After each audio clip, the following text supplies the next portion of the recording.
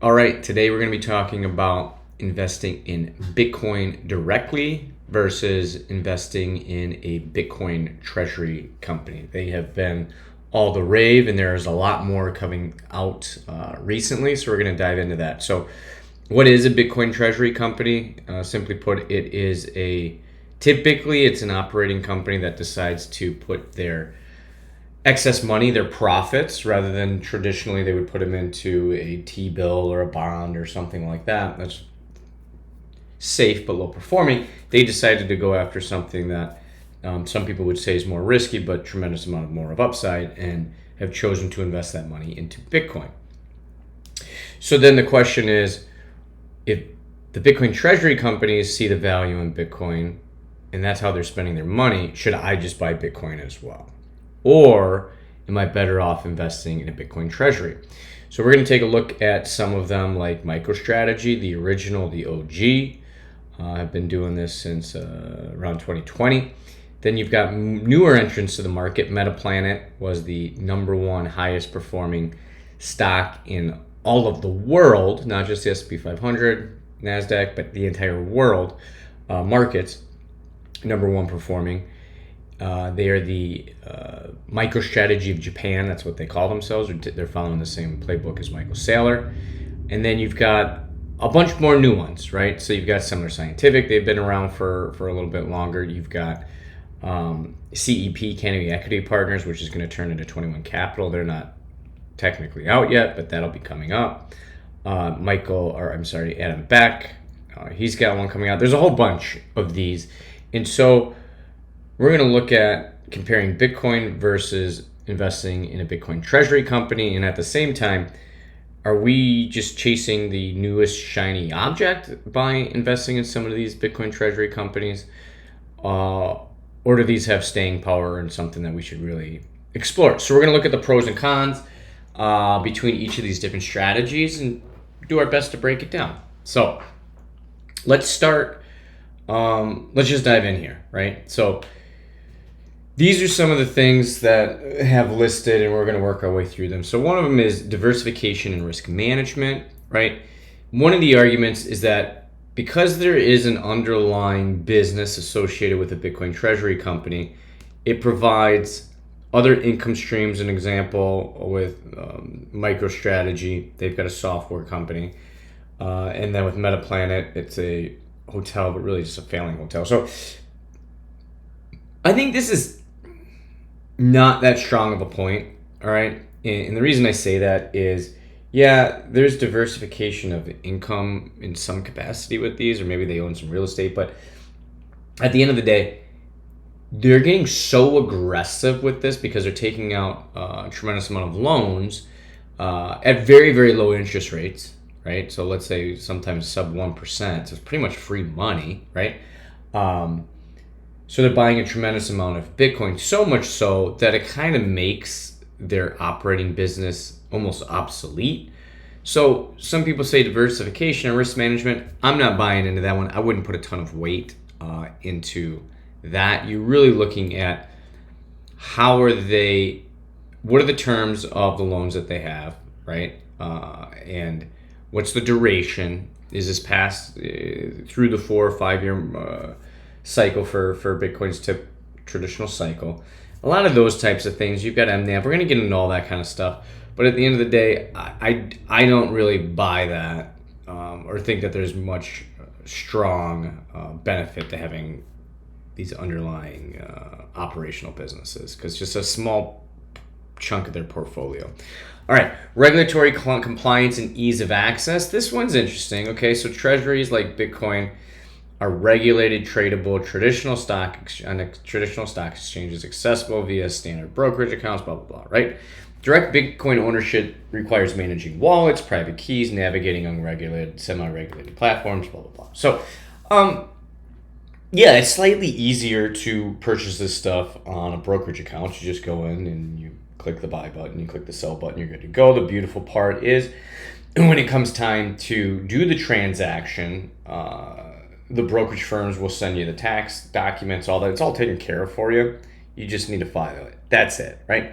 When it comes to buying and selling, primarily selling Bitcoin, whether you're holding you should hold it in cold storage. You need to understand your cost basis and track all that information and share all that with the IRS. It gets more complicated and more things to track and follow. So if you have a chunk that you're using as a savings account, Bitcoin cold storage, that's long-term, very long-term, almost legacy wealth. And then you've got some that you want to be more liquid. Probably that more liquid makes sense to be in something like FBTC or IBIT, but that's not what we're talking about. We're talking about these Bitcoin treasury companies. Again, those are Bitcoin, and those are just as liquid. It's just what's the ease of use to get these on and off of exchange versus on and off a brokerage firm. It is easier on a brokerage firm. If you are willing to make the levels of investments and have the conviction in order to put substantial enough money into Bitcoin or Bitcoin treasuries, you should probably be self-educated on how to secure your private keys and manage cold storage. So again, this one is less impactful, but the benefit does go to these Bitcoin treasury companies or even the ETFs when it comes to buying and selling and transacting on those platforms, right? Let's see here. Tax and accounting benefits, all right? Why don't we dive into this one here a little bit? In some jurisdictions, holding Bitcoin through a treasury may simplify tax reporting. We already hit on this one, so we're good there, right? Now, here's the thing. Liquidity and convenience, there is more trading hours with Bitcoin, right? 24/7, while when you have some of these more traditional equities, you have the kind of regulated trading hours, and on top of that, don't trade on the weekends. So Bitcoin directly is absolutely much more liquid than these ETFs. So there you go. That's something to keep in mind. Security and custody, we hit on that. There is more onus and responsibility by somebody holding Bitcoin in cold storage than there is by somebody purchasing an ETF, because you need to protect your password to your account. But even if something funky happens, like, there's usually security measures. Once you transact within Bitcoin, you cannot recall a transaction. So there is more ownership with that Bitcoin. Again, I think you should have a mix, and we're just talking about right now the transaction pieces. We're going to get into why somebody would choose to hold one asset over the other, right? Some of the downsides of Bitcoin treasuries, right? There's fees. With Bitcoin, there are no fees. Yes, there's a transaction fee, just like there's a transaction fee sometimes with that. But when it comes to the holding fees, these can range from 0.2 to 1.5%. That can be substantial over the lifetime of an asset. So you have to think about that, right? Counterparty risk. Treasuries rely on custodians, managers, corporate governance. Something can happen there. So you're introducing more third-party risk.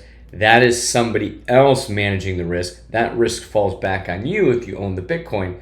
But you're just saying, can I trust them to do this properly versus can I trust myself to do this properly? That's the decision you're making there. Limited control. You don't own the underlying Bitcoin in the treasury, right? So if there's misuse or anything happens, there's attack vectors on if CEOs do something that they shouldn't be doing. Things like that are out there. Again, this is third-party counter risk that we're kind of talking about, right? So why choose Bitcoin over the Bitcoin treasuries? You do have more control over your asset. Private keys is your direct ownership, right? There's no intermediary fees associated with holding Bitcoin. You have direct use within the ecosystem. Should you want to transact in Bitcoin, you can absolutely do it because you're already in that denomination. You don't have to sell an asset, buy the Bitcoin, and then buy something with Bitcoin should you so choose, right? That is kind of the breakdown at a high level of Bitcoin versus Bitcoin treasury in the holding of the asset. But we really want to look at the returns, right? So one of the things is, yes, we hit on that. There's the fee drain, no fees draining returns with direct Bitcoin ownership. But here's the difference: is with these treasuries, they have the ability to take these loans out at very low interest rates, sometimes sub 1%. That's been seen by MicroStrategy. Bitcoin just has to outperform and outrun those fees to continue to pay off the debt. And here's the thing, is that these are usually longer term loans that they have, up to about 5 years, which then gets them into the Bitcoin 4-year cycle, which we've seen the previous all-time high create the next floor for that cycle. So it puts you in a very strong position.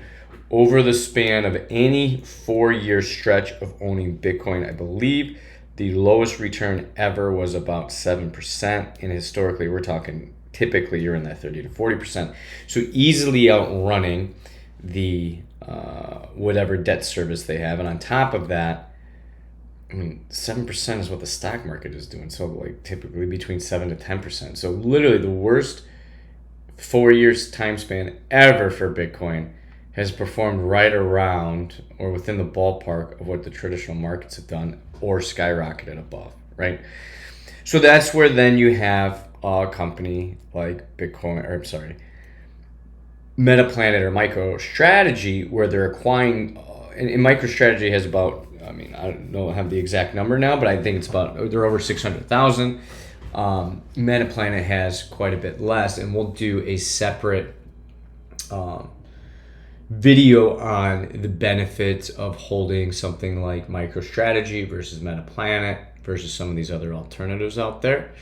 But this is just the differences between these at a general high level, right? So how are Bitcoin treasury companies valued?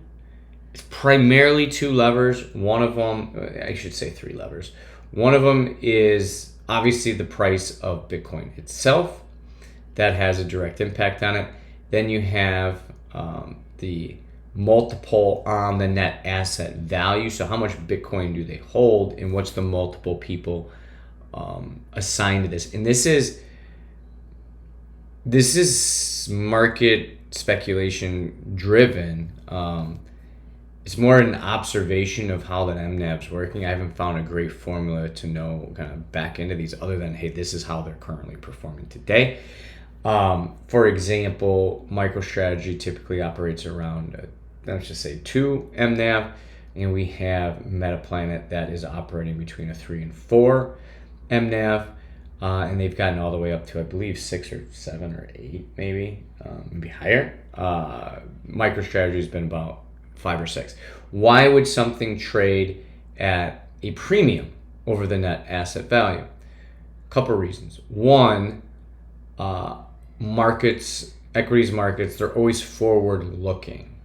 They're not real time, they're forward looking. It's everybody trying to get an edge and outrun and stay ahead of the competition. So it's always forward looking. So part of that is people have the ability to believe, hey, I do believe that the price of Bitcoin will go up. The fact that they are using leverage to buy all of this Bitcoin will increase the value of this. They also look at Bitcoin yield. That's a big one. How fast are these companies acquiring more Bitcoin?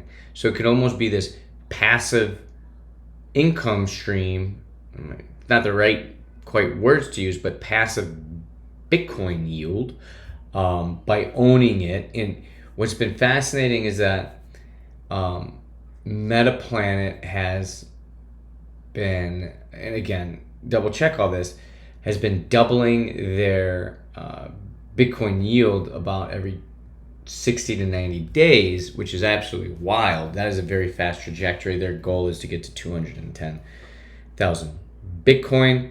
Let me see. Let's see, what are they at today? How much Bitcoin does Metaplanet have? Metaplanet they own 13,350, right? So let's go ahead and take a look at this. So 210 divided by 13.5. So that's 15x the amount of Bitcoin that they're planning to acquire in the next couple of years. That is a forward-looking indicator of what they're trying to accomplish. That gets priced into the market. That's why you're going to see something like Metaplanet currently having a higher mNAV than something like MicroStrategy due to the fact that smaller numbers can grow faster. So if you took, if you added $100,000 to a market cap that was currently at $1 million, it'd be 10%. If you added $100,000 to a market cap that was 100,000, these are the exact same raw numbers. You just 200% versus 10%. So what I'm saying is that when you're starting with some of these smaller companies,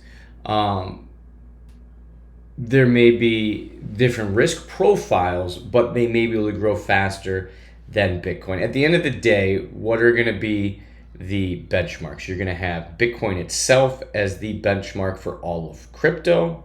Everything else rides the coattails of Bitcoin. When Bitcoin is green, everything else is typically green. When Bitcoin is majorly red, everything else is majorly red as well. It's the buoy, it's the water line, and everything else kind of fluctuates around it. You'll get anomalies, I get that. But at a macro level, that's what happens. I'm not saying that that's the exact same case within the Bitcoin Treasury companies, because again, they're going to operate and perform again based on that waterline that Bitcoin's doing. But when you're the biggest, I believe in investing in number ones and number twos, meaning you've got Ford and Chevy. What's the next most popular one in the United States? I don't know. I mean, that's U.S. made, right? I don't know. You've got Coke and Pepsi. What's the next one? Dr. Pepper? I don't know what it is. I'm guessing at that point. But you can typically, Lamborghini and Ferrari. What's the next one? Porsche? I don't know. You can usually identify the number one and two. In crypto, what is it? It's Bitcoin and Ethereum. Rolls right off the tongue, right? When it comes to Bitcoin Treasuries, you have MicroStrategy, and I want to argue Metaplanet as the second one. Okay, just because of kind of their track record, them being the number one performing stock in 2024. I mean, that kind of gets them up there, right? Stack rank, Bitcoin Treasury holdings. Let's take this look real quick. Top Treasury companies. You've got MicroStrategy at 601,000. That is unbelievable. Okay. And then want to go to the next one, Mara Holdings. That's a mining company. I don't really consider them personally to be a Bitcoin Treasury company because the asset that they are mining is Bitcoin itself. What these other individuals doing are converting fiat to Bitcoin under the guise of having an operating company out, and I'm going to say operating company outside of the Bitcoin mining community. You've got 21 Capital, 37 to 30, and then you have Metaplanet at 16,000. You got Galaxy, and you got some others, right? Anyway, we talk all about that because you're going to want to take a look at mNAV. You're going to want to take a look at obviously the price of Bitcoin, and then you're going to want to take a look at Bitcoin yield itself. How quickly are these companies acquiring more Bitcoin, right? So there we go. And then you start getting into how are they generating additional value back to the market. MicroStrategy has done some really interesting things. Again, they're going to be the pioneer. They're number one in this space. They have their traditional investment in MSTR, which is leveraged Bitcoin. But you've got some really cool ones. You've got MSTY, their yield max, right? Where they're doing covered calls, and it doesn't really matter about when it comes to the dividends, when it comes to your equity, that's different. Whatever there's volatility, they'll sell volatility up, they'll sell volatility down. That will generate a tremendous amount of income. Historically, we've been looking at 120 to 140% dividend on something like MSTY. You get into Strike, you get into Strife, you get into some of these other ones. where you have, let's say, a convertible note at about an 8% return. Should the stock price get to $1,000, you then have the ability to convert to that $1,000. The cool part is you set your floor at 8%, right? But then you've created a ceiling of $1,000 or more, because once it converts, you can continue to hold. That is new and creative things. The market has said we want to be able to trade volatility. MicroStrategy is extremely volatile, and people can make money doing that. There's value right there, right? In the past, some organizations could not, let's say a pension fund couldn't directly own Bitcoin. Well, they would own MicroStrategy because that's an alternative exposure to Bitcoin itself. There you go. There's value in that. They're creating a marketplace for something that wasn't available previously.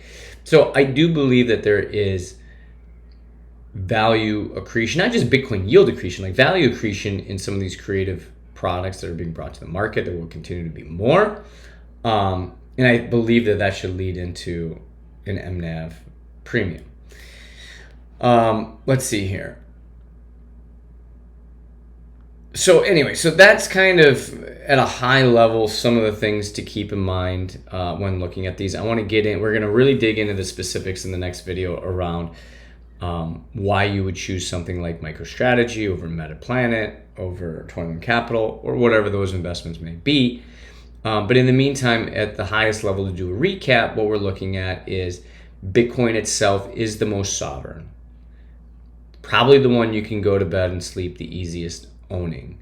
You do have to and are responsible for your own private keys, but that responsibility is on you and not somebody else. You can control your destiny a little bit more from that capacity. It's not likely that the traditional person has the ability to go out to get a 1% loan to buy Bitcoin on leverage like that. There's other ways to do it, but not at that good of terms. So those are some of the differences there. And then when it comes to these treasury companies, you obviously have to have the fees. It makes it easier to buy and sell from a tax reporting standpoint. There is typically and usually has been a premium to the mNAV. So the only reason you would invest in anything outside of Bitcoin, in my opinion, should be the baseline for any decision. And if it doesn't outperform Bitcoin, then you have to ask the question, why are we investing in it at all? The reason people invest in these Bitcoin treasuries is that they do believe they can outperform Bitcoin because of the levered play and the way that they're bringing new products to the market. And so these are all things to look into. It's going to get way, way more confusing as we go because there's going to be a tremendous amount more of these. This is the game plan. This is the path. There's going to be a lot more Bitcoin treasury companies or just companies just putting Bitcoin on their balance sheet. That's going to drive the adoption. That's going to drive the price up. But the catch here is I feel personally like investing in some of these is more like trading than hodling. So with Bitcoin, hold for 5 years or more and you're good. Nobody's ever lost money, right? Again, not financial advice, this is educational. Those are the statistics, those are the stats. When it comes to some of these other Bitcoin treasury companies, hey, can I get in early enough? Are they doing an IPO? When do I need to get out? Because I need to get out before a bear market. There's all this kind of stuff. A lot more energy needs to go into it. So if you want the simplest one that you can sleep the easiest, just buy Bitcoin and hold it in cold storage. On the flip side, if you're looking for some juice returns, go ahead, self-educate on this process with the Bitcoin treasuries. And also, this is going to be a little bit more active monitoring on these assets. Again, because they're levered to the upside and they're levered to the downside. So when Bitcoin price runs, it runs up fast and faster with these Bitcoin treasury companies, and the reverse is true. When it dips harder, okay, because of that leverage. So there we go. Some high-level differences between and pros and cons and benefits between Bitcoin and the Bitcoin treasury companies. I personally have found a split between much more heavily into just traditional Bitcoin. And then I do have a chunk of the portfolio in these Bitcoin treasuries. I think a mix makes sense based on my risk profile, but you're going to have to dig in and better understand some of these and what your goals are. But there are differences, there's nuances, and then there's some more eye-glaring differences. But anyways, like and subscribe below. Let me know what questions there are. Let me know your thoughts on some of these Bitcoin treasuries, and also what are some new ones that are worth checking out, that are worth doing the research on and better understanding. I'd be intrigued what's catching people's attention. Maybe we can all get in early and find a really great asset together. Thank you.